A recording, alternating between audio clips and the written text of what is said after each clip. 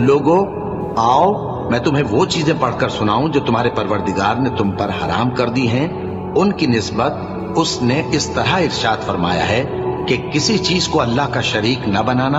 اور ماں باپ سے بدسلوکی نہ کرنا، بلکہ حسن سلوک کرتے رہنا، اور ناداری کے اندیشے سے اپنی اولاد کو قتل نہ کرنا، کیونکہ تم کو اور ان کو ہم ہی رزق دیتے ہیں، اور بے حیائی کے کام ظاہر ہوں یا پوشیدہ ان کے پاس نہ پھٹکنا، اور کسی شخص کو جس کے قتل کو اللہ نے حرام کر دیا ہے قتل نہ کرنا، مگر جائز طور پر، یعنی جس کا شریعت حکم دے۔